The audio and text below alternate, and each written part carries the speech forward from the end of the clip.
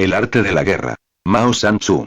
El arte de la guerra es el mejor libro de estrategia de todos los tiempos. Inspiró a Napoleón, Maquiavelo, Mao Zedong y muchas más figuras históricas. Este libro de 500.000 años de antigüedad, es uno de los más importantes textos clásicos chinos, en el que, a pesar del tiempo transcurrido, ninguna de sus máximas ha quedado anticuada, ni hay un solo consejo que hoy no sea útil. Pero la obra del general Sun Tzu no es únicamente un libro de práctica militar, sino un tratado que enseña la estrategia suprema de aplicar con sabiduría el conocimiento de la naturaleza humana en los momentos de confrontación. No es, por tanto, un libro sobre la guerra. Es una obra para comprender las raíces de un conflicto y buscar una solución. La mejor victoria es vencer sin combatir, nos dice Sun Tzu, y esa es la distinción entre el hombre prudente y el ignorante. El arte de la guerra. Mao Sanchu. Sun Tzu fue un general chino que vivió alrededor del siglo V a.C. La colección de ensayos sobre el arte de la guerra atribuida a Sun Tzu es el tratado más antiguo que se conoce sobre el tema. A pesar de su antigüedad, los consejos de Sun Tzu siguen manteniendo vigencia. El arte de la guerra es el mejor libro de estrategia de todos los tiempos. Inspiró a Napoleón, Maquiavelo, Mao Zedong y muchas más figuras históricas. Este libro de 2500 años de antigüedad, es uno de los más importantes textos clásicos chinos, en el que, a pesar del tiempo transcurrido, ninguna de sus máximas ha quedado anticuada, ni hay un solo consejo que hoy no sea útil. Pero la obra del general Sun Tzu no es únicamente un libro de práctica militar, sino un tratado que enseña la estrategia suprema de aplicar con sabiduría el conocimiento de la naturaleza humana en los momentos de confrontación. No es, por tanto, un libro sobre la guerra. Es una obra para comprender las raíces de un conflicto y buscar una solución. La mejor victoria es vencer sin combatir, nos dice Sun Tzu, y esa es la distinción entre el hombre prudente y el ignorante. La obra de Sun Tzu llegó por primera vez a Europa en el período anterior a la Revolución Francesa, en forma de una breve traducción realizada por el sacerdote jesuita J. M. Amiot. En las diversas traducciones que se han hecho desde entonces, se nombra ocasionalmente al autor como Sun Wu o Sun Tzu. El núcleo de la filosofía de Sun Tzu sobre la guerra descansa en estos dos principios. Todo el arte de la guerra se basa en el engaño. El supremo arte de la guerra es someter al enemigo sin luchar. Las ideas de Sun Tzu se extendieron por el resto de Asia hasta llegar a Japón. Los japoneses adoptaron rápidamente estas enseñanzas y, posiblemente, añadieron algunas de su propia cosecha. Hay constancia de que el principal libro japonés sobre el tema, el libro de los 5 anillos, está influido por la filosofía de Sun Tzu, ya que su autor, Miyamoto Musashi, estudió el tratado del arte de la guerra durante su formación como samurái. Habitualmente se hace referencia a las culturas orientales como culturas de estrategia y no es pequeña la influencia de Sun Tzu en este desarrollo cultural. Hoy en día, la filosofía del arte de la guerra ha ido más allá de los límites estrictamente militares, aplicándose a los negocios, los deportes, la diplomacia e incluso el comportamiento personal. Por ejemplo, muchas frases clave de los manuales modernos de gestión de empresas, son prácticamente citas literales de la obra de Sun Tzu, cambiando, por ejemplo, ejército por empresa, o armamento por recursos, sin ir más lejos. Las ideas siguen siendo completamente válidas a pesar de los 25 siglos transcurridos desde que se escribieron. Capítulo 1. Sobre la evaluación. La guerra es de vital importancia para el Estado. Es el dominio de la vida o de la muerte, el camino hacia la supervivencia o la pérdida del imperio. Es forzoso manejarla bien. No reflexionar seriamente sobre todo lo que le concierne es dar prueba de una culpable indiferencia en lo que respecta a la conservación o pérdida de lo que nos es más querido. Y ello no debe ocurrir entre nosotros. Hay que valorarla en términos de 5 factores fundamentales, y hacer comparaciones entre diversas condiciones de los bandos rivales, con vistas a determinar el resultado de la guerra. El primero de estos factores es la doctrina. El segundo, el tiempo. El tercero, el terreno. El cuarto, el mando. Y el quinto, la disciplina. La doctrina significa aquello que hace que el pueblo esté en armonía con su gobernante, de modo que le siga donde sea, sin temer por sus vidas ni a correr cualquier peligro. El tiempo significa el yin y el yang, la noche y el día, el frío y el calor, días despejados o lluviosos, y el cambio de las estaciones. El terreno implica las distancias, y hace referencia a dónde es fácil o difícil desplazarse, y si es campo abierto o lugares estrechos, y esto influencia las posibilidades de supervivencia. El mando ha de tener como cualidades: sabiduría, sinceridad, benevolencia, coraje y disciplina. Por último, la disciplina ha de ser comprendida como la organización del ejército, las graduaciones y rangos entre los oficiales, la regulación de las rutas de suministros, y la provisión de material militar al ejército. Estos 5 factores fundamentales han de ser conocidos por cada general. Aquel que los domina, vence. Aquel que no, sale derrotado. Por lo tanto, al trazar los planes, han de compararse los siguientes 7 factores, valorando cada uno con el mayor cuidado. ¿Qué dirigente es más sabio y capaz? ¿Qué comandante posee el mayor talento? ¿Qué ejército obtiene ventajas de la naturaleza y el terreno? ¿En qué ejército se observan mejor las regulaciones y las instrucciones? ¿Qué tropas son más fuertes? ¿Qué ejército tiene oficiales y tropas mejor entrenadas? ¿Qué ejército administra recompensas y castigos de forma más justa? Mediante el estudio de estos 7 factores, seré capaz de adivinar cuál de los 2 bandos saldrá victorioso y cuál será derrotado. El general que siga mi consejo, es seguro que vencerá. Ese general ha de ser mantenido al mando. Aquel que ignore mi consejo, ciertamente será derrotado. Ese debe ser destituido. Tras prestar atención a mi consejo y planes, el general debe crear una situación que contribuya a su cumplimiento. Por situación quiero decir que debe tomar en consideración la situación del campo, y actuar de acuerdo con lo que le es ventajoso. El arte de la guerra se basa en el engaño. Por lo tanto, cuando es capaz de atacar, ha de aparentar incapacidad. Cuando las tropas se mueven, aparentar inactividad. Si está cerca del enemigo, ha de hacerle creer que está lejos. Si está lejos, aparentar que se está cerca. Poner cebos para atraer al enemigo. Golpear al enemigo cuando está desordenado. Prepararse contra él cuando está seguro en todas partes. Evitarle durante un tiempo cuando es más fuerte. Si tu oponente tiene un temperamento colérico, intenta irritarle. Si es arrogante, trata de fomentar su egoísmo. Si las tropas enemigas se hallan bien preparadas tras una reorganización, intenta desordenarlas. Si están unidas, siembra la disensión entre sus filas. Ataca al enemigo cuando no está preparado, y aparece cuando no te espera. Estas son las claves de la victoria para el estratega. Ahora, si las estimaciones realizadas antes de la batalla indican victoria, es porque los cálculos cuidadosamente realizados muestran que tus condiciones son más favorables que las condiciones del enemigo. Si indican derrota, es porque muestran que las condiciones favorables para la batalla son menores. Con una evaluación cuidadosa, uno puede vencer. Sin ella, no puede. Muchas menos oportunidades de victoria tendrá aquel que no realiza cálculos en absoluto. Gracias a este método, se puede examinar la situación, y el resultado aparece claramente. Capítulo 2. Sobre la iniciación de las acciones una vez comenzada la batalla, aunque estés ganando, de continuar por mucho tiempo, desanimará a tus tropas y embotará tu espada. Si estás sitiando una ciudad, agotarás tus fuerzas. Si mantienes a tu ejército durante mucho tiempo en campaña, tus suministros se agotarán. Las armas son instrumentos de mala suerte. Emplearlas por mucho tiempo producirá calamidades. Como se ha dicho, los que a hierro matan, a hierro mueren. Cuando tus tropas están desanimadas, tu espada embotada, agotadas tus fuerzas y tus suministros son escasos, hasta los tuyos se aprovecharán de tu debilidad para sublevarse. Entonces, aunque tengas consejeros sabios, al final no podrás hacer que las cosas salgan bien. Por esta causa, he oído hablar de operaciones militares que han sido torpes y repentinas, pero nunca he visto a ningún experto en el arte de la guerra que mantuviese la campaña por mucho tiempo. Nunca es beneficioso para un país dejar que una operación militar se prolongue por mucho tiempo. Como se dice comúnmente, sé rápido como el trueno que retumba antes de que hayas podido taparte los oídos, veloz como el relámpago que relumbra antes de haber podido pestañear. Por lo tanto, los que no son totalmente conscientes de la desventaja de servirse de las armas no pueden ser totalmente conscientes de las ventajas de utilizarlas. Los que utilizan los medios militares con pericia no activan a sus tropas 2 veces, ni proporcionan alimentos en 3 ocasiones, con un mismo objetivo.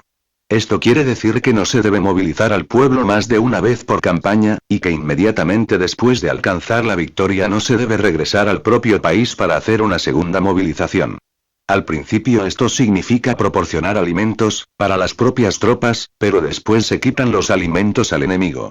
Si tomas los suministros de armas de tu propio país, pero quitas los alimentos al enemigo, puedes estar bien abastecido de armamento y de provisiones. Cuando un país se empobrece a causa de las operaciones militares, se debe al transporte de provisiones desde un lugar distante. Si las transportas desde un lugar distante, el pueblo se empobrecerá.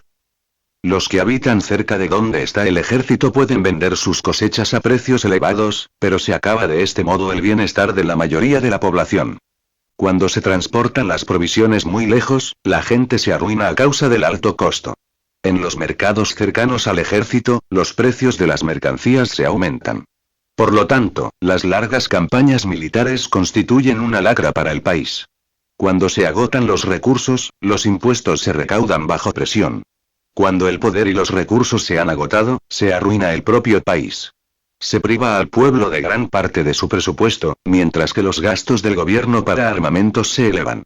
Los habitantes constituyen la base de un país, los alimentos son la felicidad del pueblo. El príncipe debe respetar este hecho y ser sobrio y austero en sus gastos públicos. En consecuencia, un general inteligente lucha por desproveer al enemigo de sus alimentos. Cada porción de alimentos tomados al enemigo equivale a 20 que te suministras a ti mismo. Así pues, lo que arrasa al enemigo es la imprudencia, y la motivación de los tuyos en asumir los beneficios de los adversarios. Cuando recompenses a tus hombres con los beneficios que ostentaban los adversarios, los harás luchar por propia iniciativa, y así podrás tomar el poder y la influencia que tenía el enemigo. Es por esto por lo que se dice que donde hay grandes recompensas hay hombres valientes. Por consiguiente, en una batalla de carros, recompensa primero al que tome al menos 10 carros.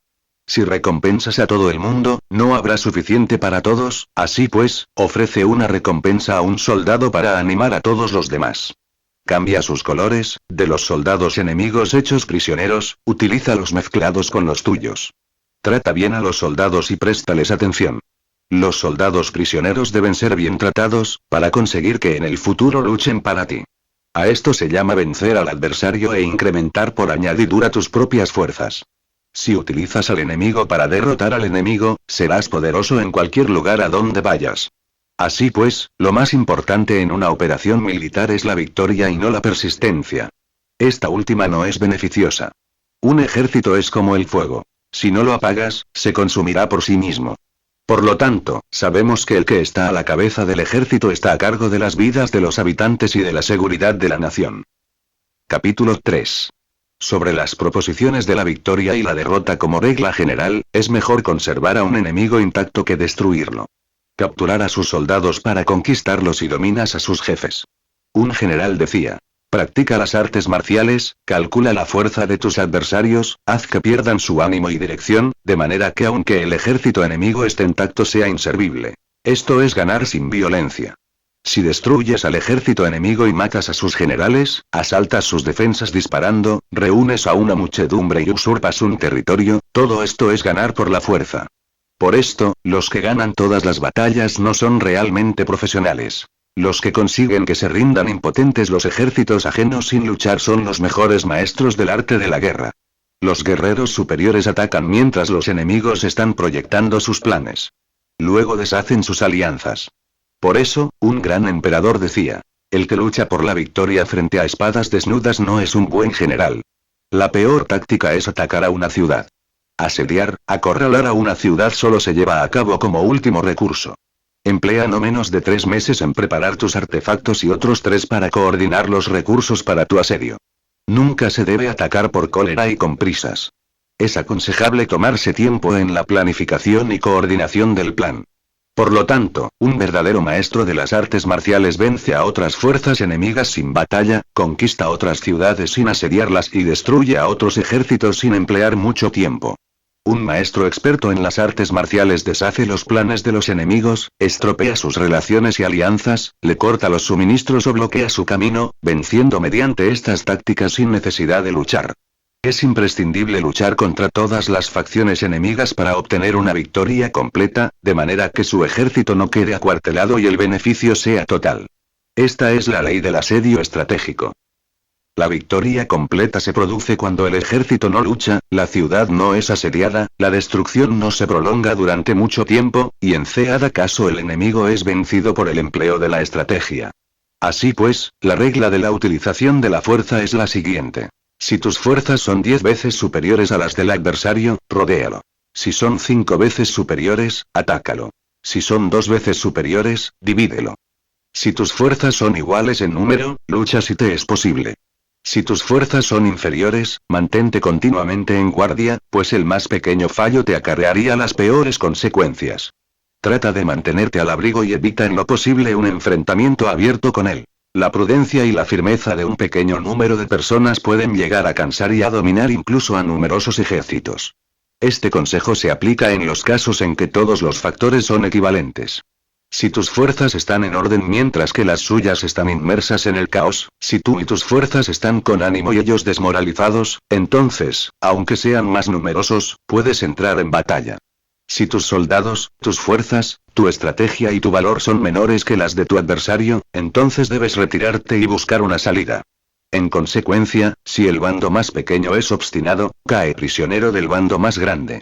Esto quiere decir que si un pequeño ejército no hace una valoración adecuada de su poder y se atreve a enemistarse con una gran potencia, por mucho que su defensa sea firme, inevitablemente se convertirá en conquistado.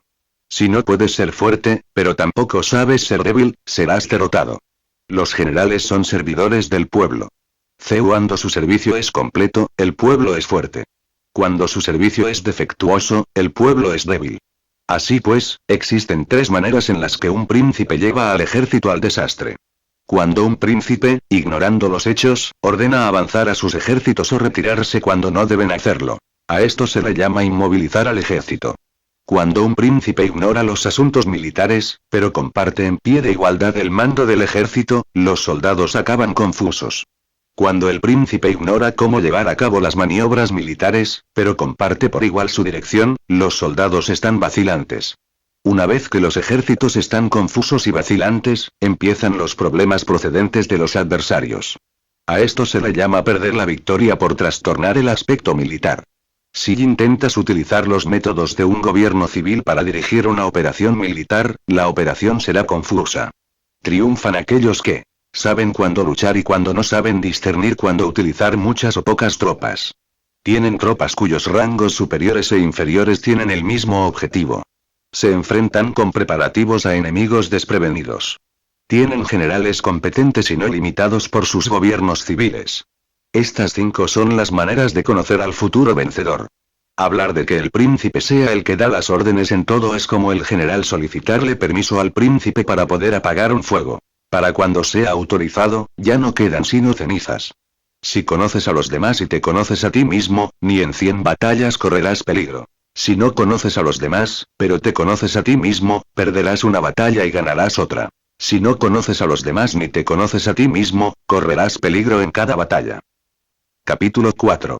Sobre la medida en la disposición de los medios. Antiguamente, los guerreros expertos se hacían a sí mismos invencibles en primer lugar, y después aguardaban para descubrir la vulnerabilidad de sus adversarios. Hacerte invencible significa conocerte a ti mismo. Aguardar para descubrir la vulnerabilidad del adversario significa conocer a los demás. La invencibilidad está en uno mismo, la vulnerabilidad en el adversario.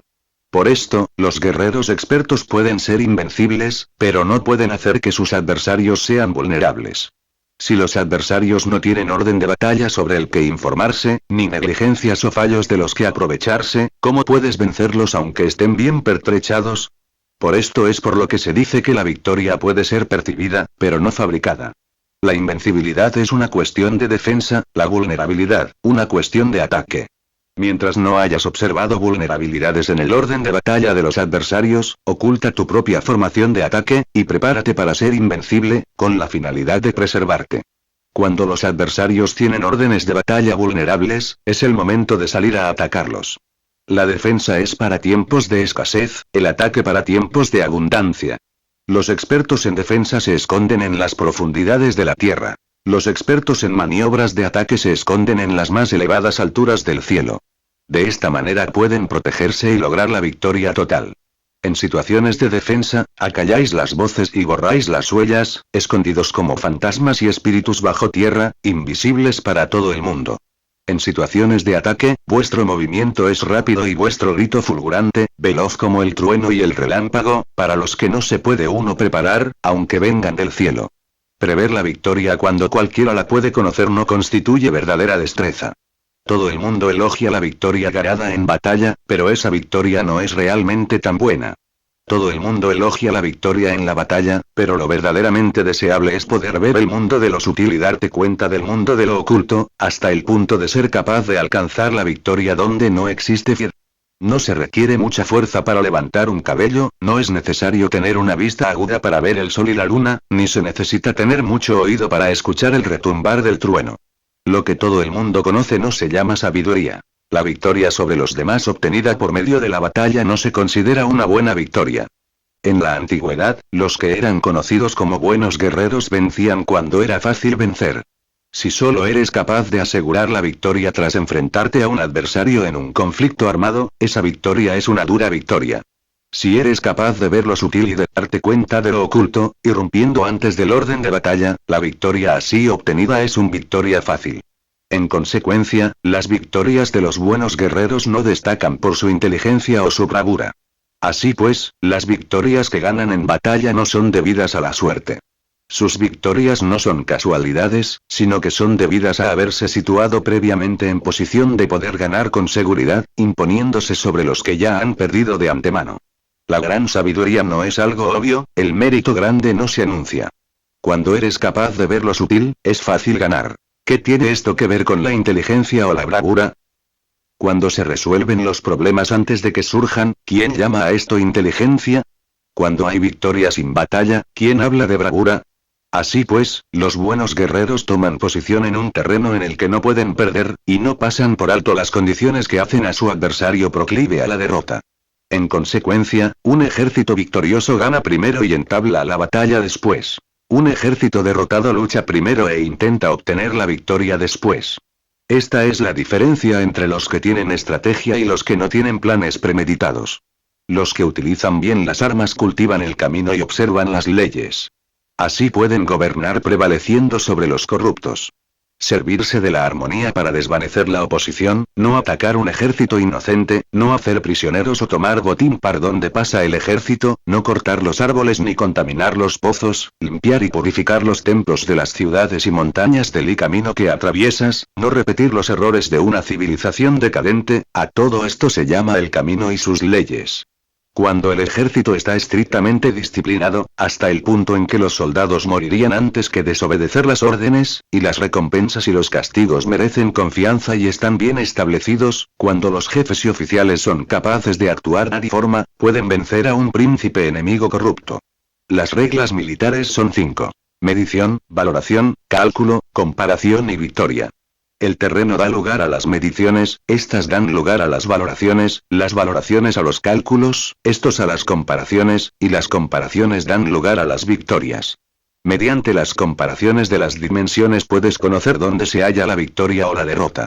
En consecuencia, un ejército victorioso es como 1 kilo comparado con 1 gramo. Un ejército derrotado es como 1 gramo comparado con 1 kilo.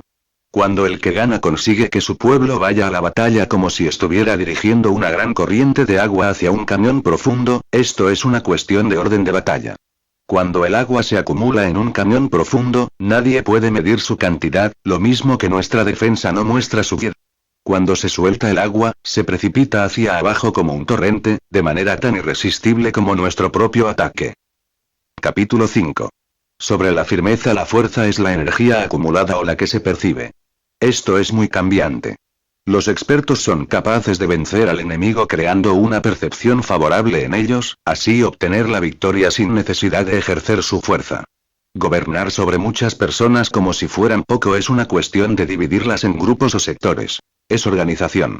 Batallar contra un gran número de tropas como si fueran pocas es una cuestión de demostrar la fuerza, símbolos y señales. Se refiere a lograr una percepción de fuerza y poder en la oposición.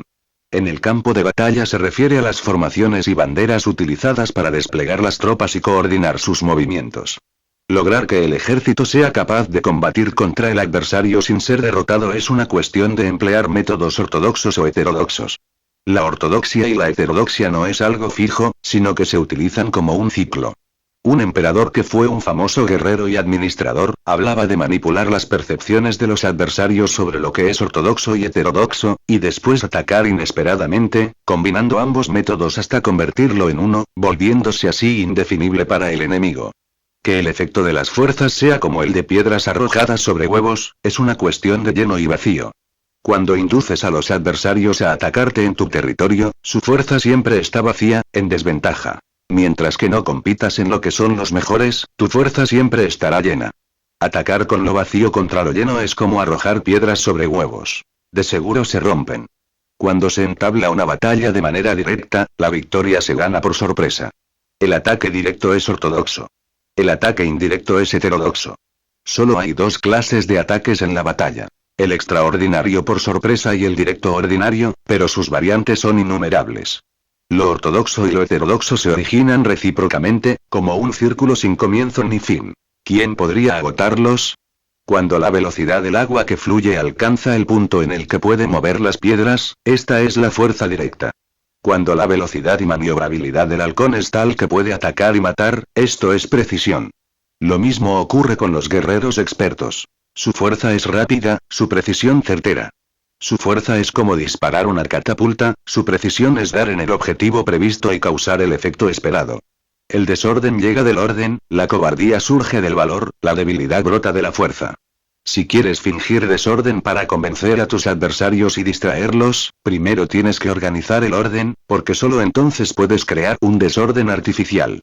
Si quieres fingir cobardía para conocer la estrategia de los adversarios, primero tienes que ser extremadamente valiente, porque solo entonces puedes actuar como tímido de manera artificial. Si quieres fingir debilidad para inducir la arrogancia en tus enemigos, primero has de ser extremadamente fuerte porque solo entonces puedes pretender ser débil.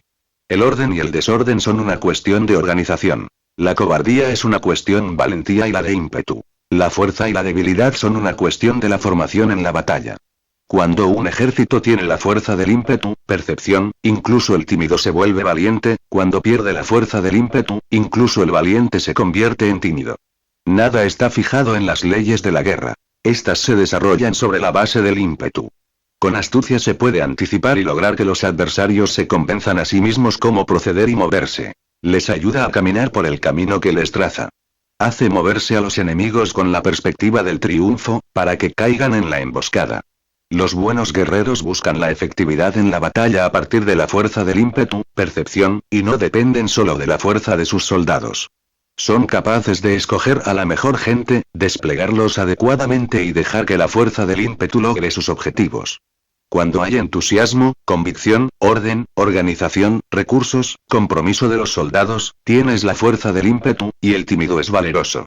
Así es posible asignar a los soldados por sus capacidades, habilidades y encomendarle deberes y responsabilidades adecuadas. El valiente puede luchar, el cuidadoso puede hacer de centinela, y el inteligente puede estudiar, analizar y comunicar. Cada cual es útil. Hacer que los soldados luchen permitiendo que la fuerza del ímpetu haga su trabajo es como hacer rodar rocas. Las rocas permanecen inmóviles cuando están en un lugar plano, pero ruedan en un plano inclinado. Se quedan fijas cuando son cuadradas, pero giran si son redondas. Por lo tanto, cuando se conduce a los hombres a la batalla con astucia, el impulso es como rocas redondas que se precipitan montaña abajo. Esta es la fuerza que produce la victoria. Capítulo 6. Sobre lo lleno y lo vacío. Los que anticipan, se preparan y llegan primero al campo de batalla y esperan al adversario están en posición descansada. Los que llegan los últimos al campo de batalla, los que improvisan y entablan la lucha quedan agotados. Los buenos guerreros hacen que los adversarios vengan a ellos, y de ningún modo se dejan atraer fuera de su fortaleza. Si haces que los adversarios vengan a ti para combatir, su fuerza estará siempre vacía. Si no sales a combatir, tu fuerza estará siempre llena. Este es el arte de vaciar a los demás y de llenarte a ti mismo. Lo que impulsa a los adversarios a venir hacia ti por propia decisión es la perspectiva de ganar. Lo que desanima a los adversarios de ir hacia ti es la probabilidad de sufrir daños. Cuando los adversarios están en posición favorable, debes cansarlos. Cuando están bien alimentados, cortar los suministros. Cuando están descansando, hacer que se pongan en movimiento. Ataca inesperadamente, haciendo que los adversarios se agoten corriendo para salvar sus vidas. Interrumpe sus provisiones, arrasa sus campos y corta sus vías de aprovisionamiento. Aparece en lugares críticos y ataca donde menos se lo esperen, haciendo que tengan que acudir al rescate. Aparece donde no puedan ir, se dirige hacia donde menos se lo esperen. Para desplazarte cientos de kilómetros sin cansancio, atraviesa tierras despobladas. Atacar un espacio abierto no significa solo un espacio en el que el enemigo no tiene defensa. Mientras su defensa no sea estricta, el lugar no esté bien guardado, los enemigos se desperdigarán ante ti, como si estuvieras atravesando un territorio despoblado. Para tomar infaliblemente lo que atacas, ataca donde no haya defensa. Para mantener una defensa infaliblemente segura, defiende donde no haya ataque. Así, en el caso de los que son expertos en el ataque, sus enemigos no saben por dónde atacar. Cuando se cumplen las instrucciones, las personas son sinceramente leales y comprometidas, los planes y preparativos para la defensa implantados con firmeza, siendo tan sutil y reservado que no se revelan las estrategias de ninguna forma, y los adversarios se sienten inseguros, y su inteligencia no les sirve para nada. Sé extremadamente sutil, discreto, hasta el punto de no tener piedad. Sé completamente misterioso y confidencial, hasta el punto de ser silencioso. De esta manera podrás dirigir el destino de tus adversarios. Para avanzar sin encontrar resistencia, arremete por sus puntos débiles. Para retirarte de manera esquiva, sé más rápido que ellos. Las situaciones militares se basan en la velocidad. Llega como el viento, muévete como el relámpago, y los adversarios no podrán vencerte. Por lo tanto, cuando quieras entrar en batalla, incluso si el adversario está atrincherado en una posición defensiva, no podrá evitar luchar si atacas en el lugar en el que debe acudir irremediablemente al rescate. Cuando no quieras entrar en batalla, incluso si trazas una línea en el terreno que quieres conservar, el adversario no puede combatir contigo porque le das una falsa pista. Esto significa que cuando los adversarios llegan para atacarte, no luchas con ellos, sino que estableces un cambio estratégico para confundirlos y llenarlos de incertidumbre. Por consiguiente, cuando induces a otros a efectuar una formación, mientras que tú mismo permaneces sin forma, estás concentrado, mientras que tu adversario está dividido. Haz que los adversarios vean como extraordinario lo que es ordinario para ti. Haz que vean como ordinario lo que es extraordinario para ti. Esto es inducir al enemigo a efectuar una formación. Una vez vista la formación del adversario, concentras tus tropas contra él. Como tu formación no está a la vista, el adversario dividirá seguramente sus fuerzas.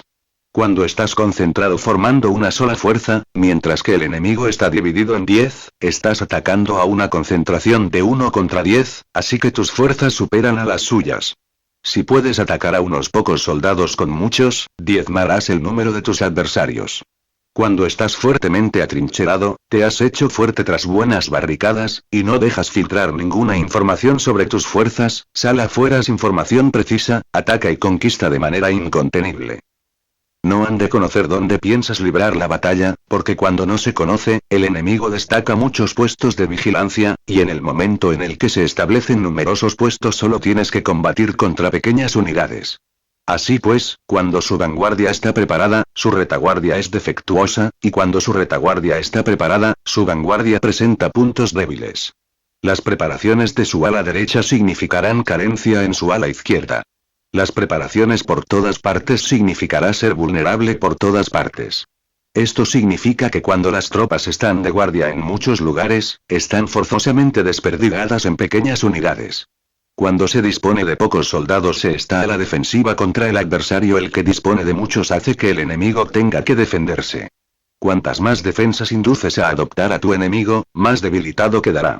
Así, si conoces el lugar y la fecha de la batalla, puedes acudir a ella aunque estés a 1000 kilómetros de distancia.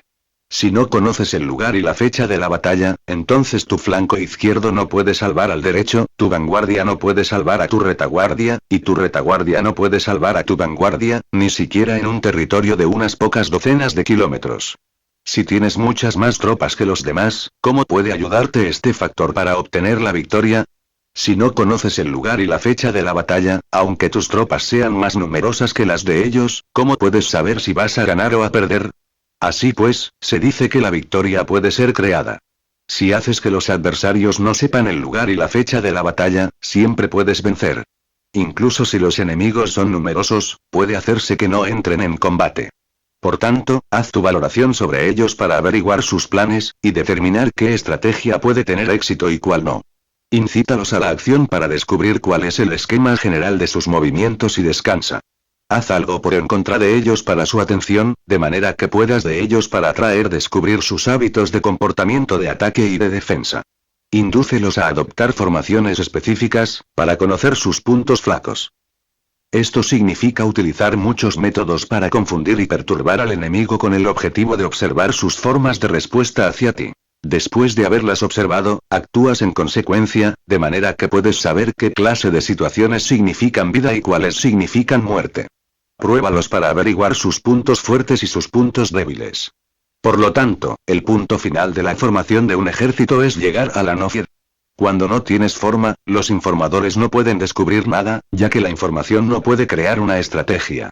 Una vez que no tienes forma perceptible, no dejas huellas que puedan ser seguidas, los informadores no encuentran ninguna GRZ por donde mirar y los que están a cargo de la planificación no pueden establecer ningún plan realizable. La victoria sobre multitudes mediante formaciones precisas debe ser desconocida para las multitudes.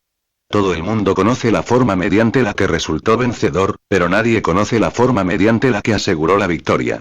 En consecuencia, la victoria en la guerra no es repetitiva, sino que adapta su forma continuamente. Determinar los cambios apropiados, significa no repetir las estrategias previas para obtener la victoria. Para lograrla, puedo adaptarme desde el principio a cualquier formación que los adversarios puedan adoptar. Las formaciones son como el agua. La naturaleza del agua es evitar lo alto e ir hacia abajo. La naturaleza de los ejércitos es evitar lo lleno y atacar lo vacío. El flujo del agua está determinado por la tierra. La victoria viene determinada por el adversario. Así pues, un ejército no tiene formación constante, lo mismo que el agua no tiene forma constante. Se llama genio a la capacidad de obtener la victoria cambiando y adaptándose según el enemigo. Capítulo 7. Sobre el enfrentamiento directo e indirecto. La regla ordinaria para el uso del ejército es que el mando del ejército reciba órdenes de las autoridades civiles y después reúne y concentra a las tropas, acuartelándolas juntas. Nada es más difícil que la lucha armada. Luchar con otros cara a cara para conseguir ventajas es lo más arduo del mundo. La dificultad de la lucha armada es hacer cercanas las distancias largas y convertir los problemas en ventajas. Mientras que das la apariencia de estar muy lejos, empiezas tu camino y llegas antes que el enemigo.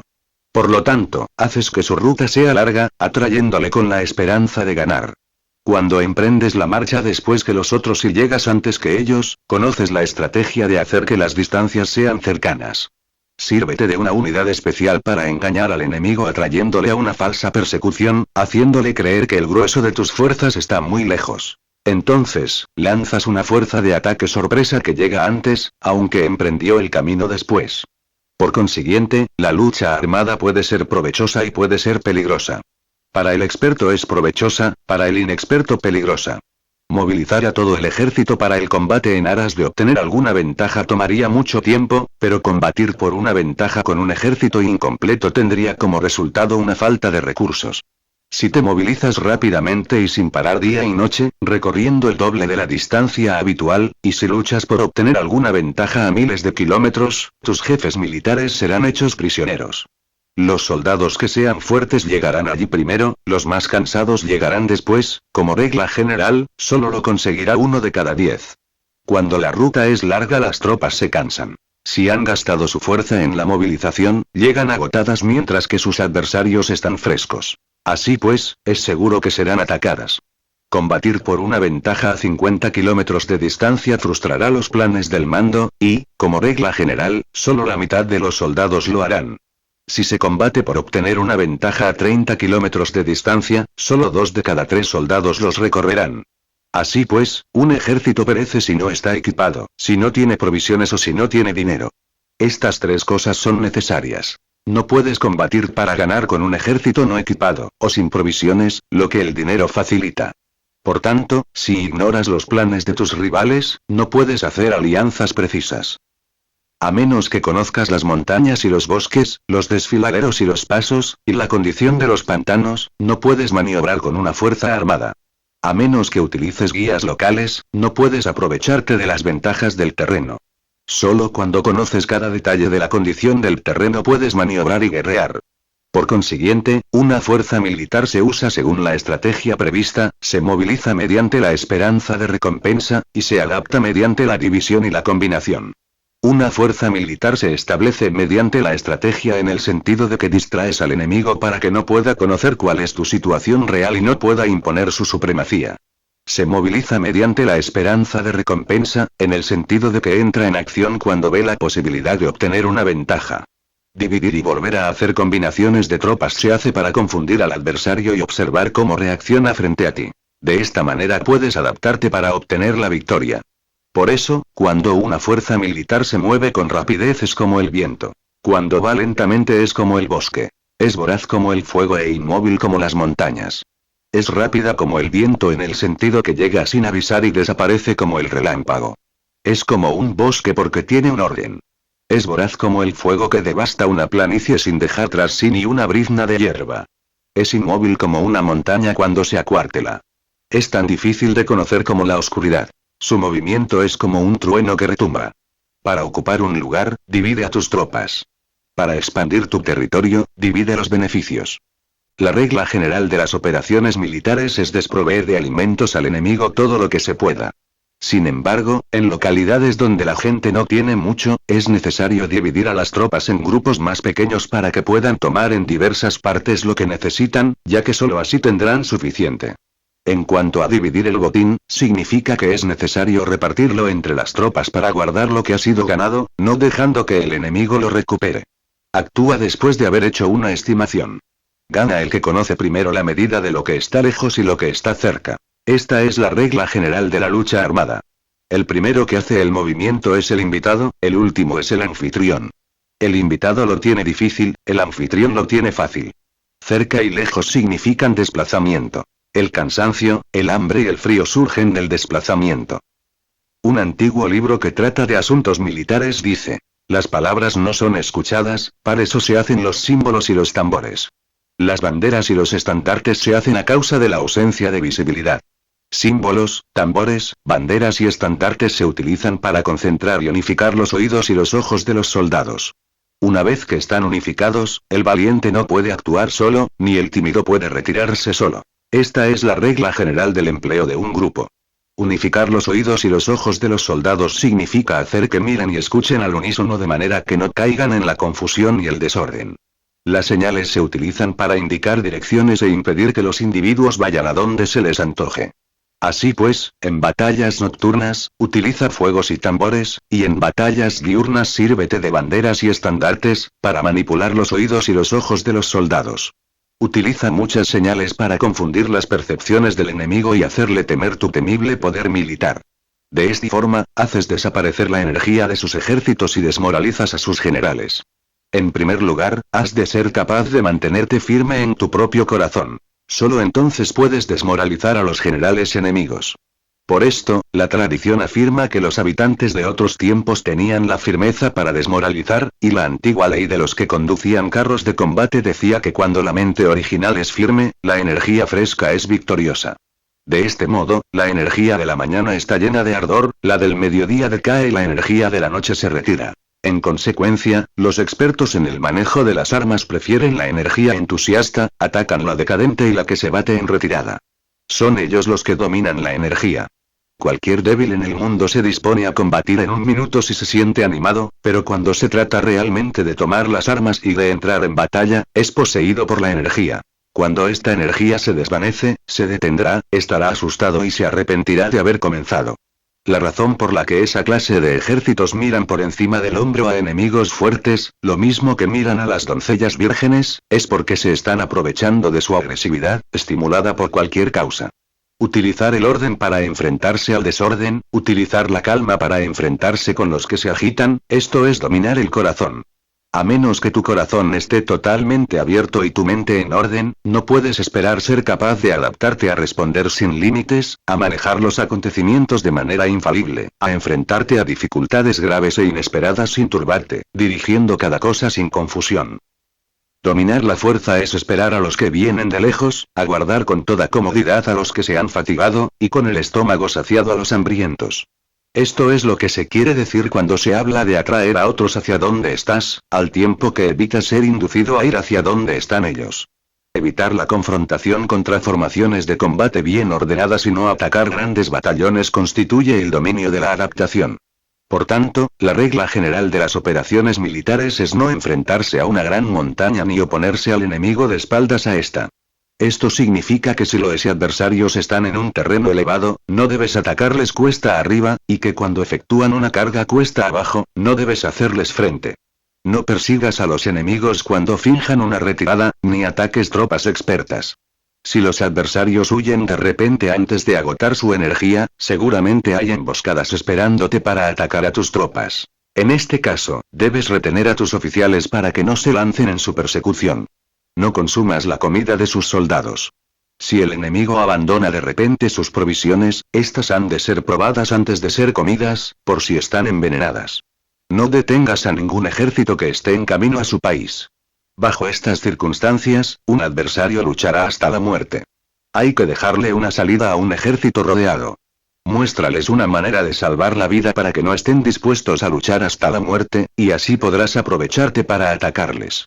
No presiones a un enemigo desesperado. Un animal agotado seguirá luchando, pues esa es la ley de la naturaleza. Estas son las leyes de las operaciones militares. Capítulo 8. Sobre los 9 cambios. Por lo general, las operaciones militares están bajo el del gobernante civil para dirigir al ejército. El general no debe levantar su campamento en un terreno difícil. Deja que se establezcan relaciones diplomáticas en las fronteras.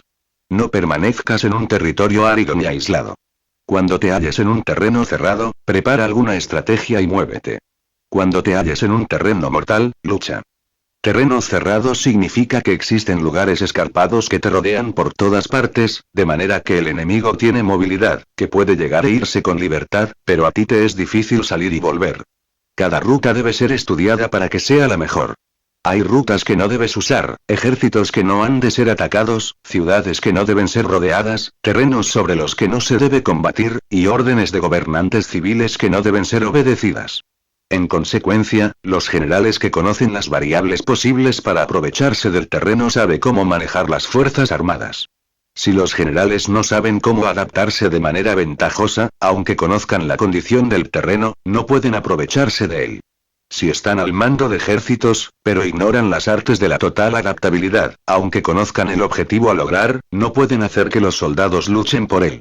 Si eres capaz de ajustar la campaña a cambiar conforme al ímpetu de las fuerzas, entonces la ventaja no cambia, y los únicos que son perjudicados son los enemigos. Por esta razón, no existe una estructura permanente. Si puedes comprender totalmente este principio, puedes hacer que los soldados actúen en la mejor forma posible. Por lo tanto, las consideraciones de la persona inteligente siempre incluyen el analizar objetivamente el beneficio y el daño. Cuando considera el beneficio, su acción se expande. Cuando considera el daño, sus problemas pueden resolverse. El beneficio y el daño son interdependientes, y los sabios los tienen en cuenta. Por ello, lo que retiene a los adversarios es el daño, lo que les mantiene ocupados es la acción, y lo que les motiva es el beneficio. Cansa a los enemigos manteniéndolos ocupados y no dejándoles respirar. Pero antes de lograrlo, tienes que realizar previamente tu propia labor. Esa labor consiste en desarrollar un ejército fuerte, un pueblo próspero, una sociedad armoniosa y una manera ordenada de vivir.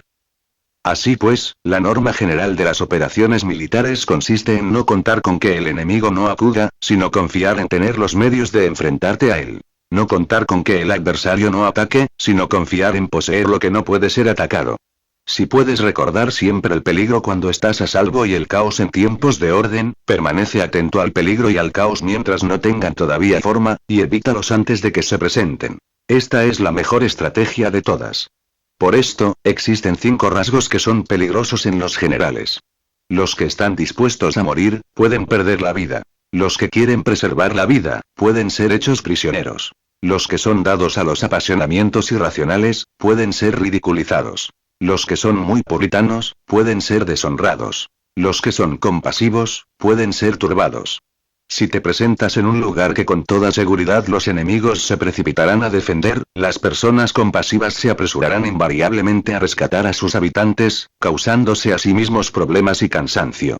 Estos son 5 rasgos que constituyen defectos en los generales y que son desastrosos para las operaciones militares. Los buenos generales son de otra manera. Se comprometen hasta la muerte, pero no se aferran a la esperanza de sobrevivir. Actúan de acuerdo con los acontecimientos, en forma racional y realista, sin dejarse llevar por las emociones ni estar sujetos a quedar confundidos. Cuando ven una buena oportunidad, son como tigres, en caso contrario cierran sus puertas. Su acción y su no acción son cuestiones de estrategia, y no pueden ser complácidos ni enfadados. Capítulo 9. Sobre la distribución de los medios. Las maniobras militares son el resultado de los planes y las estrategias en la manera más ventajosa para ganar. Determinan la movilidad y efectividad de las tropas. Si vas a colocar tu ejército en posición de observar al enemigo, atraviesa rápido las montañas y vigílalos desde un valle. Considera el efecto de la luz y mantente en la posición más elevada del valle. Cuando combatas en una montaña, ataca desde arriba hacia abajo y no al revés. Combate estando cuesta abajo y nunca cuesta arriba. Evita que el agua divida tus fuerzas, aléjate de las condiciones desfavorables lo antes que te sea posible. No te enfrentes a los enemigos dentro del agua. Es conveniente dejar que pasen la mitad de sus tropas y en ese momento dividirlas y atacarlas. No te sitúes río abajo. No camines en contra de la corriente, ni en contra del viento. Si acampas en la ribera de un río, tus ejércitos pueden ser sorprendidos de noche, empujados a ahogarse o se les puede colocar veneno en la corriente. Tus barcas no deben ser amarradas corriente abajo, para impedir que el enemigo aproveche la corriente lanzando sus barcas contra ti. Si atraviesas pantanos, hazlo rápidamente. Si te encuentras frente a un ejército en medio de un pantano, permanece cerca de sus plantas acuáticas o respaldado por los árboles.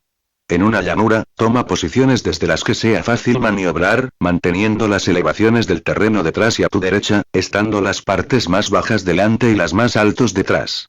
Generalmente, un ejército prefiere un terreno elevado y evita un terreno bajo, aprecia la luz y detesta la oscuridad. Los terrenos elevados son estimulantes, y por lo tanto, la gente se halla de gusto en ellos, además son convenientes para adquirir la fuerza del ímpetu.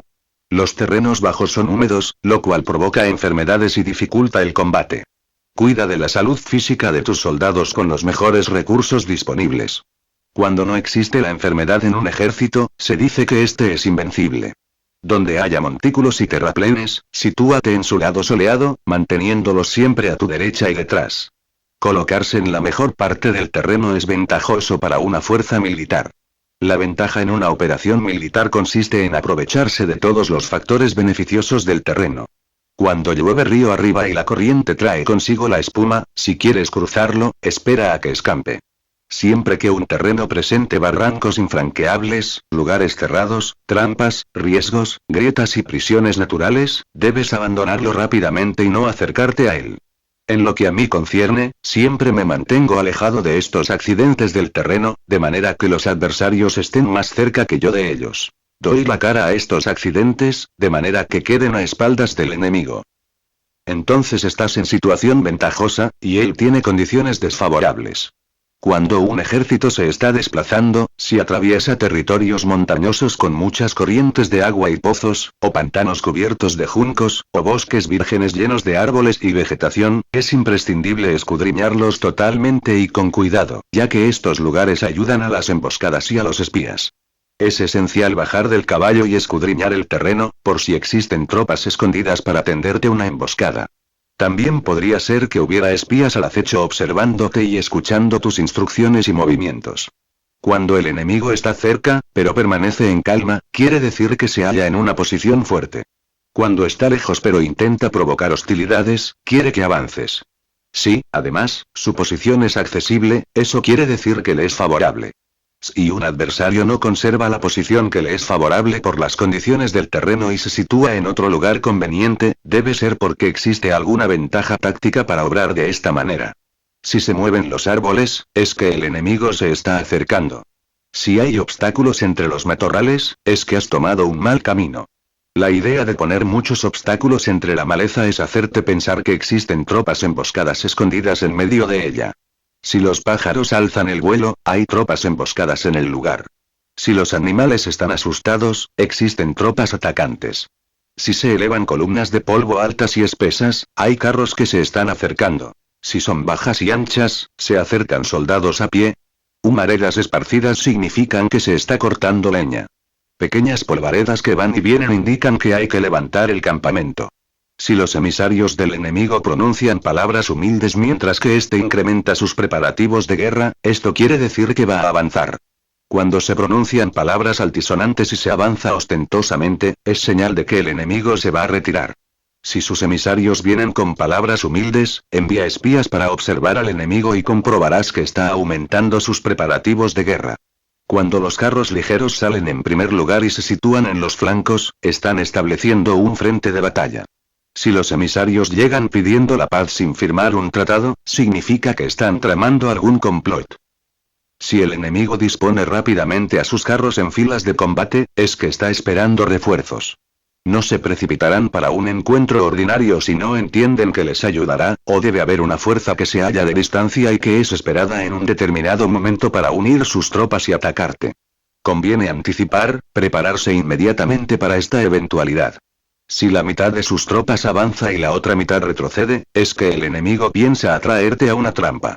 El enemigo está fingiendo en este caso confusión y desorden para incitarte a que avances. Si los soldados enemigos se apoyan unos en otros, es que están hambrientos. Si los aguadores beben en primer lugar, es que las tropas están sedientas. Si el enemigo ve una ventaja pero no la aprovecha, es que está cansado. Si los pájaros se reúnen en el campo enemigo, es que el lugar está vacío. Si hay pájaros sobrevolando una ciudad, el ejército ha huido. Si se producen llamadas nocturnas, es que los soldados enemigos están atemorizados. Tienen miedo y están inquietos, y por eso se llaman unos a otros. Si el ejército no tiene disciplina, esto quiere decir que el general no es tomado en serio. Si los estandartes se mueven, es que está sumido en la confusión. Las señales se utilizan para unificar el grupo. Así pues, si se desplaza de acá para allá sin orden ni concierto, significa que sus filas están confusas. Si sus emisarios muestran irritación, significa que están cansados. Si matan sus caballos para obtener carne, es que los soldados carecen de alimentos. Cuando no tienen marmitas y no vuelven a su campamento, son enemigos completamente desesperados. Si se producen murmuraciones, faltas de disciplina y los soldados hablan mucho entre sí, quiere decir que se ha perdido la lealtad de la tropa. Las murmuraciones describen la expresión de los verdaderos sentimientos. Las faltas de disciplina indican problemas con los superiores. Cuando el mando ha perdido la lealtad de las tropas, los soldados se hablan con franqueza entre sí sobre los problemas con sus superiores. Si se otorgan numerosas recompensas, es que el enemigo se halla en un callejón sin salida. Cuando se ordenan demasiados castigos, es que el enemigo está desesperado.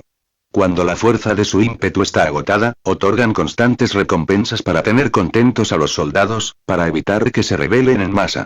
Cuando los soldados están tan agotados que no pueden cumplir las órdenes, son castigados una y otra vez para restablecer la autoridad. Ser violento al principio y terminar después temiendo a los propios soldados es el colmo de la ineptitud. Los emisarios que acuden con actitud conciliatoria indican que el enemigo quiere una tregua. Si las tropas enemigas se enfrentan a ti con ardor, pero demoran el momento de entrar en combate sin abandonar no obstante el terreno, has de observarlos cuidadosamente. Están preparando un ataque por sorpresa. En asuntos militares, no es necesariamente más beneficioso ser superior en fuerzas, solo evitar actuar con violencia innecesaria. Es suficiente con consolidar tu poder, hacer estimaciones sobre el enemigo y conseguir reunir tropas. Eso es todo. El enemigo que actúa aisladamente, que carece de estrategia y que toma a la ligera a sus adversarios, inevitablemente acabará siendo derrotado. Si tu plan no contiene una estrategia de retirada o posterior al ataque, sino que confías exclusivamente en la fuerza de tus soldados, y tomas a la ligera a tus adversarios sin valorar su condición, con toda seguridad caerás prisionero. Si se castiga a los soldados antes de haber conseguido que sean leales al mando, no obedecerán, y si no obedecen, serán difíciles de emplear. Tampoco podrán ser empleados si no se lleva a cabo ningún castigo, incluso después de haber obtenido su lealtad. Cuando existe un sentimiento subterráneo de aprecio y confianza, y los corazones de los soldados están ya vinculados al mando, si se relaja la disciplina, los soldados se volverán arrogantes y será imposible emplearlos. Por lo tanto, dirígelos mediante el arte civilizado y unifícalos mediante las artes marciales. Esto significa una victoria continua. Arte civilizado significa humanidad, y artes marciales significan reglamentos. Mándalos con humanidad y benevolencia, unifícalos de manera estricta y firme. Cuando la benevolencia y la firmeza son evidentes, es posible estar seguro de la victoria. Cuando las órdenes se dan de manera clara, sencilla y consecuente a las tropas, éstas las aceptan. Cuando las órdenes son confusas, contradictorias y cambiantes, las tropas no las aceptan o no las entienden. Cuando las órdenes son razonables, justas, sencillas, claras y consecuentes, existe una satisfacción recíproca entre el líder y el grupo. Capítulo 10. Sobre la topología. Algunos terrenos son fáciles, otros difíciles, algunos neutros, otros estrechos, accidentados o abiertos. Cuando el terreno sea accesible, sé el primero en establecer tu posición, eligiendo las alturas soleadas. Una posición que sea adecuada para transportar los suministros. Así tendrás ventaja cuando libres la batalla. Cuando estés en un terreno difícil de salir, estás limitado. En este terreno, si tu enemigo no está preparado, puedes vencer si sigues adelante, pero si el enemigo está preparado y sigues adelante, tendrás muchas dificultades para volver de nuevo a él, lo cual jugará en contra tuya. Cuando es un terreno desfavorable para ambos bandos, se dice que es un terreno neutro. En un terreno neutro, incluso si el adversario te ofrece una ventaja, no te aproveches de ella. Retírate, induciendo a salir a la mitad de las tropas enemigas, y entonces cae sobre él aprovechando cada condición favorable. En un terreno estrecho, si eres el primero en llegar, debes ocuparlo totalmente y esperar al adversario. Si él llega antes, no lo persigas si bloquea a los desfiladeros. Persíguelo solo si no los bloquea. En terreno accidentado, si eres el primero en llegar, debes ocupar sus puntos altos y soleados y esperar al adversario. Si éste los ha ocupado antes, retírate y no lo persigas.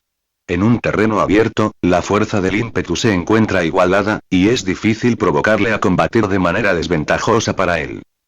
Entender estas 6 clases de terreno es la responsabilidad principal del general, y es imprescindible considerarlos. Estas son las configuraciones del terreno. Los generales que las ignoran salen derrotados. Así pues, entre las tropas están las que huyen, las que se retraen, las que se derrumban, las que se rebelan y las que son derrotadas. Ninguna de estas circunstancias constituyen desastres naturales, sino que son debidas a los errores de los generales. Las tropas que tienen el mismo ímpetu, pero que atacan en proporción de 1 contra 10, salen derrotadas. Los que tienen tropas fuertes pero cuyos oficiales son débiles, quedan retraídos. Los que tienen soldados débiles al mando de oficiales fuertes, se verán en apuros. Cuando los oficiales superiores están encolerizados y son violentos, y se enfrentan al enemigo por su cuenta y por despecho, y cuando los generales ignoran sus capacidades, el ejército se desmoronará. Como norma general, para poder vencer al enemigo, todo el mando militar debe tener una sola intención y todas las fuerzas militares deben cooperar. Cuando los generales son débiles y carecen de autoridad, cuando las órdenes no son claras, cuando oficiales y soldados no tienen solidez y las formaciones son anárquicas, se produce revuelta. Los generales que son derrotados son aquellos que son incapaces de calibrar a los adversarios, entran en combate con fuerzas superiores en número o mejor equipadas, y no seleccionan a sus tropas según los niveles de preparación de las mismas. Si empleas soldados sin seleccionar a los preparados de los no preparados, a los arrojados y a los timoratos, te estás buscando tu propia derrota. Estas son las 6 maneras de ser derrotado. La comprensión de estas situaciones es la responsabilidad suprema de los generales y deben ser consideradas. La primera es no calibrar el número de fuerzas. La segunda, la ausencia de un sistema claro de recompensas y castigos. La tercera, la insuficiencia de entrenamiento. La cuarta es la pasión irracional. La quinta es la ineficacia de la ley del orden. Y la sexta es el fallo de no seleccionar a los soldados fuertes y resueltos. La configuración del terreno puede ser un apoyo para el ejército. Para los jefes militares, el curso de la acción adecuada es calibrar al adversario para asegurar la victoria y calcular los riesgos y las distancias. Salen vencedores los que libran batallas conociendo estos elementos. Salen derrotados los que luchan ignorándolos. Por lo tanto, cuando las leyes de la guerra señalan una victoria segura es claramente apropiado entablar batalla, incluso si el gobierno ha dado órdenes de no atacar. Si las leyes de la guerra no indican una victoria segura, es adecuado no entrar en batalla, aunque el gobierno haya dado la orden de atacar. De este modo se avanza sin pretender la gloria, se ordena la retirada sin evitar la responsabilidad, con el único propósito de proteger a la población y en beneficio también del gobierno. Así se rinde un servicio valioso a la nación. Avanzar y retirarse en contra de las órdenes del gobierno no se hace por interés personal, sino para salvaguardar las vidas de la población y en auténtico beneficio del gobierno. Servidores de esta talla son muy útiles para un pueblo. Mira por tus soldados como miras por un recién nacido. Así estarán dispuestos a seguirte hasta los valles más profundos. Cuida de tus soldados como cuidas de tus queridos hijos, y morirán gustosamente contigo. Pero si eres tan amable con ellos que no los puedes utilizar, si eres tan indulgente que no les puedes dar órdenes, tan informal que no puedes disciplinarlos, tus soldados serán como niños mimados y, por lo tanto, inservibles. Las recompensas no deben utilizarse solas, ni debe confiarse solamente en los castigos. En caso contrario, las tropas, como niños mimosos, se acostumbran a disfrutar o a quedar resentidas por todo. Esto es dañino y los vuelve inservibles. Si sabes que tus soldados son capaces de atacar, pero ignoras si el enemigo es invulnerable a un ataque, tienes solo la mitad de posibilidades de ganar. Si sabes que tu enemigo es vulnerable a un ataque, pero ignoras si tus soldados son capaces de atacar, solo tienes la mitad de posibilidades de ganar. Si sabes que el enemigo es vulnerable a un ataque, y tus soldados pueden llevarlo a cabo, pero ignoras si la condición del terreno es favorable para la batalla, tienes la mitad de probabilidades de vencer. Por lo tanto, los que conocen las artes marciales no pierden el tiempo cuando efectúan sus movimientos, ni se agotan cuando atacan. Debido a esto se dice que cuando te conoces a ti mismo y conoces a los demás, la victoria no es un peligro. Cuando conoces el cielo y la tierra, la victoria es inagotable. Capítulo 11. Sobre las 9 clases de terreno. Conforme a las leyes de las operaciones militares, existen 9 clases de terreno. Si intereses locales luchan entre sí en su propio territorio, a este se le llama terreno de dispersión. Cuando los soldados están apegados a su casa y combaten cerca de su hogar, pueden ser dispersados con facilidad. Cuando penetras en un territorio ajeno, pero no lo haces en profundidad, a este se le llama territorio ligero. Esto significa que los soldados pueden regresar fácilmente. El territorio que puede resultarte ventajoso si lo tomas, y ventajoso al enemigo si es él quien lo conquista, se llama terreno clave. Un terreno de lucha inevitable es cualquier enclave defensivo o paso estratégico. Un territorio igualmente accesible para ti y para los demás se llama terreno de comunicación. El territorio que está rodeado por 3 territorios rivales y es el primero en proporcionar libre acceso a él a todo el mundo se llama terreno de intersección. El terreno de intersección es aquel en el que convergen las principales vías de comunicación uniéndolas entre sí. Sé el primero en ocuparlo, y la gente tendrá que ponerse de tu lado. Si lo obtienes, te encuentras seguro. Si lo pierdes, corres peligro. Cuando penetras en profundidad en un territorio ajeno, y dejas detrás muchas ciudades y pueblos, a este terreno se le llama difícil. Es un terreno del que es difícil regresar. Cuando atraviesas montañas boscosas, desfiladeros abruptos u otros accidentes difíciles de atravesar, a esto se le llama terreno desfavorable. Cuando el acceso es estrecho y la salida es tortuosa, de manera que una pequeña unidad enemiga puede atacarte, aunque tus tropas sean más numerosas, a este se le llama terreno cercado. Si eres capaz de una gran adaptación, puedes atravesar este territorio. Si solo puedes sobrevivir en un territorio luchando con rapidez, y si es fácil morir si no lo haces, a este se le llama terreno mortal. Las tropas que se encuentran en un terreno mortal están en la misma situación que si se encontraran en una barca que se hunde o en una casa ardiendo. Así pues, no combatas en un terreno de dispersión, no te detengas en un terreno ligero, no ataques en un terreno clave, ocupado por el enemigo, no dejes que tus tropas sean divididas en un terreno de comunicación. En terrenos de intersección, establece comunicaciones. En terrenos difíciles, entra aprovisionado. En terrenos desfavorables, continúa marchando. En terrenos cercados, haz planes. En terrenos mortales, lucha. En un terreno de dispersión, los soldados pueden huir. Un terreno ligero es cuando los soldados han penetrado en territorio enemigo, pero todavía no tienen las espaldas cubiertas. Por eso, sus mentes no están realmente concentradas y no están listos para la batalla. No es ventajoso atacar al enemigo en un terreno clave. Lo que es ventajoso es llegar el primero a él.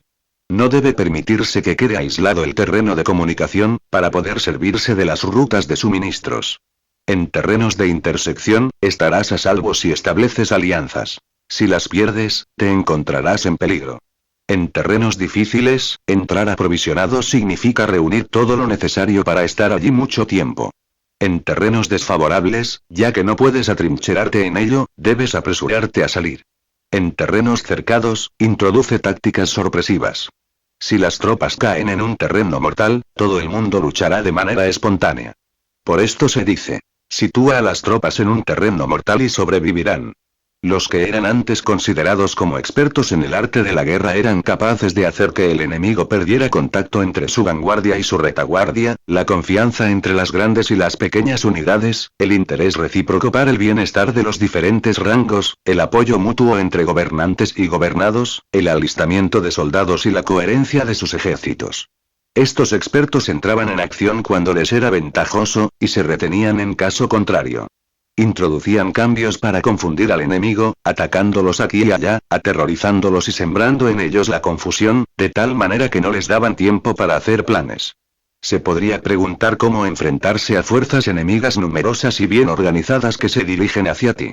La respuesta es quitarles en primer lugar algo que aprecien, y después te escucharán. La rapidez de acción es el factor esencial de la condición de la fuerza militar, aprovechándose de los errores de los adversarios, desplazándose por caminos que no esperan y atacando cuando no están en guardia. Esto significa que para aprovecharse de la falta de preparación, de visión y de cautela de los adversarios, es necesario actuar con rapidez, y que si dudas, esos errores no te servirán de nada. En una invasión, por regla general, cuanto más se adentran los invasores en el territorio ajeno, más fuertes se hacen, hasta el punto de que el gobierno nativo no puede ya expulsarlos. Escoge campos fértiles, y las tropas tendrán suficiente para comer. Cuida de su salud y evita el cansancio, consolida su energía, aumenta su fuerza. Que los movimientos de tus tropas y la preparación de tus planes sean insondables. Consolida la energía más entusiasta de tus tropas, ahorra las fuerzas sobrantes, mantén en secreto tus formaciones y tus planes, permaneciendo insondable para los enemigos, y espera a que se produzca un punto vulnerable para avanzar. Sitúa a tus tropas en un punto que no tenga salida, de manera que tengan que morir antes de poder escapar. Porque, ante la posibilidad de la muerte, ¿qué no estarán dispuestas a hacer? Los guerreros dan entonces lo mejor de sus fuerzas. Cuando se hallan ante un grave peligro, pierden el miedo. Cuando no hay ningún sitio a donde ir, permanecen firmes. Cuando están totalmente implicados en un terreno, se aferran a él. Si no tienen otra opción, lucharán hasta el final. Por esta razón, los soldados están vigilantes sin tener que ser estimulados, se alistan sin tener que ser llamados a filas, son amistosos sin necesidad de promesas, y se puede confiar en ellos sin necesidad de órdenes. Esto significa que cuando los combatientes se encuentran en peligro de muerte, sea cual sea su rango, todos tienen el mismo objetivo, y, por lo tanto, están alertas sin necesidad de ser estimulados, tienen buena voluntad de manera espontánea y sin necesidad de recibir órdenes, y puede confiarse de manera natural en ellos sin promesas ni necesidad de jerarquía. Prohíbe LS augurios para evitar las dudas, y los soldados nunca te abandonarán. Si tus soldados no tienen riquezas, no es porque las desdeñen. Si no tienen más longevidad, no es porque no quieran vivir más tiempo. El día en que se da la orden de marcha, los soldados lloran.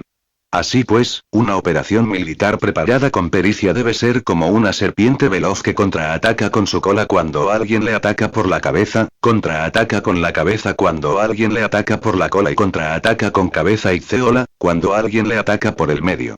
Esta imagen representa el método de una línea de batalla que responde velozmente cuando es atacada. Un manual de 8 formaciones clásicas de batalla dice: haz del frente la retaguardia, haz de la retaguardia el frente, con 4 cabezas y 8 colas. Haz que la cabeza esté en todas partes, y cuando el enemigo arremeta por el centro, cabeza y cola acudirán al rescate. Puede preguntarse la cuestión de si es posible hacer que una fuerza militar sea como una serpiente rápida. La respuesta es afirmativa. Incluso las personas que se tienen antipatía, encontrándose en el mismo barco, se ayudarán entre sí en caso de peligro de zozobrar. Es la fuerza de la situación la que hace que esto suceda. Por esto, no basta con depositar la confianza en caballos atados y ruedas fijadas. Se atan los caballos para formar una línea de combate estable, y se fijan las ruedas para hacer que los carros no se puedan mover. Pero aún así, esto no es suficientemente seguro ni se puede confiar en ello. Es necesario permitir que haya variantes a los cambios que se hacen, poniendo a los soldados en situaciones mortales, de manera que combatan de forma espontánea y se ayuden unos a otros codo con codo. Este es el camino de la seguridad y de la obtención de una victoria cierta. La mejor organización es hacer que se exprese el valor y mantenerlo constante. Tener éxito tanto con tropas débiles como con tropas aguerridas se basa en la configuración de las circunstancias. Si obtienes la ventaja del terreno, puedes vencer a los adversarios, incluso con tropas ligeras y débiles. ¿Cuánto más te sería posible si tienes tropas poderosas y aguerridas? Lo que hace posible la victoria a ambas clases de tropas es las circunstancias del terreno. Por lo tanto, los expertos en operaciones militares logran la cooperación de la tropa, de tal manera que dirigir un grupo es como dirigir a un solo individuo que no tiene más que una sola opción. Corresponde al general ser tranquilo, reservado, justo y metódico. Sus planes son tranquilos y absolutamente secretos para que nadie pueda descubrirlos. Su mando es justo y metódico, así que nadie se atreve a tomarlo a la ligera. Puede mantener a sus soldados sin información y en completa ignorancia de sus planes. Cambia sus acciones y revisa sus planes, de manera que nadie pueda reconocerlos. Cambia de lugar su emplazamiento y se desplaza por caminos sinuosos, de manera que nadie pueda anticiparse. Puedes ganar cuando nadie puede entender en ningún momento cuáles son tus intenciones. Dice un gran hombre. El principal engaño que se valora en las operaciones militares no se dirige solo a los enemigos, sino que empieza por las propias tropas, para hacer que le sigan a uno sin saber a dónde van. Cuando un general fija una meta a sus tropas, es como el que sube a un lugar elevado y después retira la escalera. Cuando un general se adentra muy en el interior del territorio enemigo, está poniendo a prueba todo su potencial. Ha hecho quemar las naves a sus tropas y destruir sus casas. Así las conduce como un rebaño y todos ignoran hacia dónde se encaminan. Incumbe a los generales reunir a los ejércitos y ponerlos en situaciones peligrosas. También han de examinar las adaptaciones a los diferentes terrenos, las ventajas de concentrarse o dispersarse, y las pautas de los sentimientos y situaciones humanas. Cuando se habla de ventajas y de desventajas de la concentración y de la dispersión, quiere decir que las pautas de los comportamientos humanos cambian según los diferentes tipos de terreno. En general, la pauta general de los invasores es unirse cuando están en el corazón del territorio enemigo, pero tienden a dispersarse cuando están en las franjas fronterizas. Cuando dejas tu territorio y atraviesas la frontera en una operación militar, te hallas en un terreno aislado. Cuando es accesible desde todos los puntos, es un terreno de comunicación. Cuando te adentras en profundidad, estás en un terreno difícil. Cuando penetras poco, estás en un terreno ligero. Cuando a tus espaldas se hallen espesuras infranqueables y delante pasajes estrechos, estás en un terreno cercado. Cuando no haya ningún sitio a donde ir, se trata de un terreno mortal. Así pues, en un terreno de dispersión, yo unificaría las mentes de los soldados. En un terreno ligero, las mantendría en contacto. En un terreno clave, les haría apresurarse para tomarlo. En un terreno de intersección, prestaría atención a la defensa. En un terreno de comunicación, establecería sólidas alianzas. En un terreno difícil, aseguraría suministros continuados. En un terreno desfavorable, urgiría a mis tropas a salir rápidamente de él. En un terreno cercado, cerraría las entradas. En un terreno mortal, indicaría a mis tropas que no existe ninguna posibilidad de sobrevivir. Por esto, la psicología de los soldados consiste en resistir cuando se ven rodeados, luchar cuando no se puede evitar, y obedecer en casos extremos. Hasta que los soldados no se ven rodeados, no tienen la determinación de resistir al enemigo hasta alcanzar la victoria. Cuando están desesperados, presentan una defensa unificada. Por ello, los que ignoran los planes enemigos no pueden preparar alianzas. Los que ignoran las circunstancias del terreno no pueden hacer maniobrar a sus fuerzas.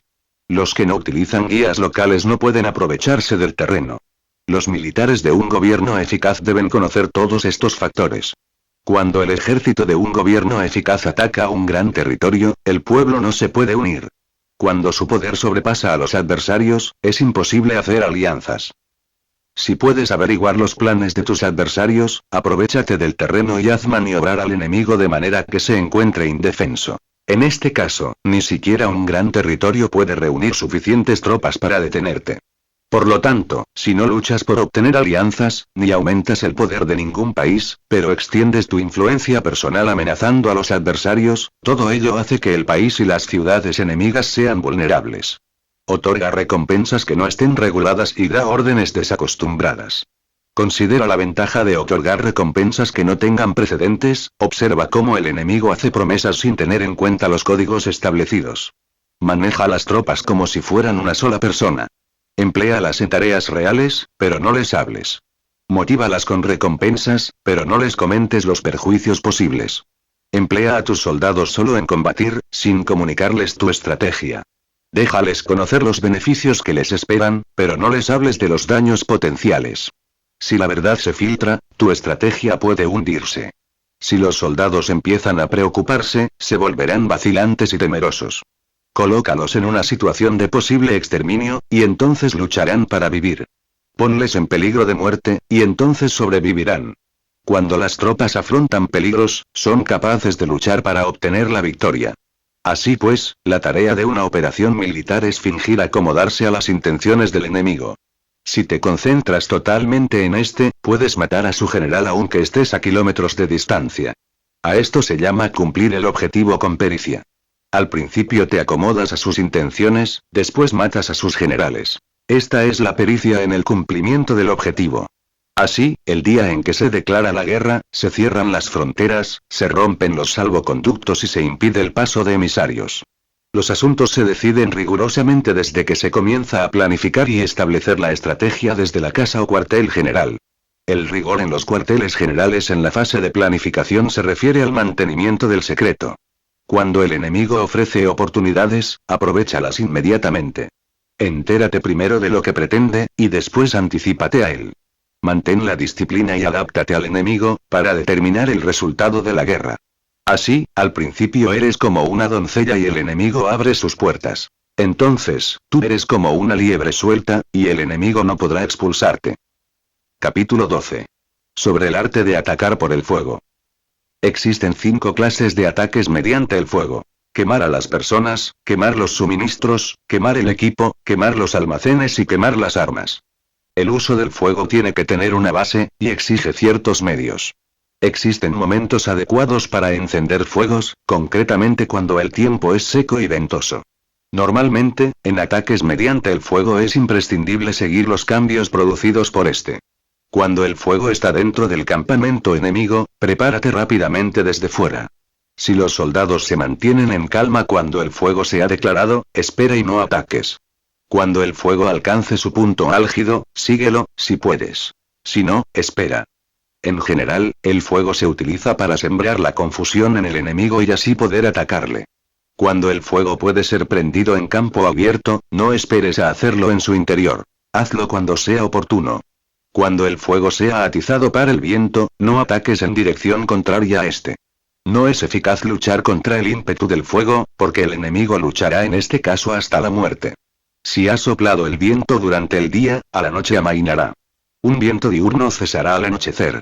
Un viento nocturno cesará al amanecer. Los ejércitos han de saber que existen variantes de las 5 clases de ataques mediante el fuego, y adaptarse a estas de manera racional. No basta saber cómo atacar a los demás con el fuego, es necesario saber cómo impedir que los demás te ataquen a ti. Así pues, la utilización del fuego para apoyar un ataque significa claridad, y la utilización del agua para apoyar un ataque significa fuerza. El agua puede incomunicar, pero no puede arrasar. El agua puede utilizarse para dividir a un ejército enemigo, de manera que su fuerza se desuna y la tuya se fortalezca. Ganar combatiendo o llevar a cabo un asedio victorioso sin recompensar a los que han hecho méritos trae mala fortuna y se hace merecedor de ser llamado avaro. Por eso se dice que un gobierno esclarecido lo tiene en cuenta y que un buen mando militar recompensa el mérito.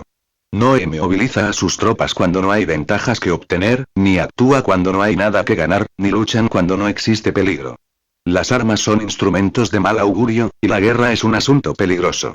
Es indispensable impedir una derrota desastrosa, y por lo tanto, no vale la pena movilizar un ejército por razones insignificantes. Las armas solo deben utilizarse cuando no existe otro remedio.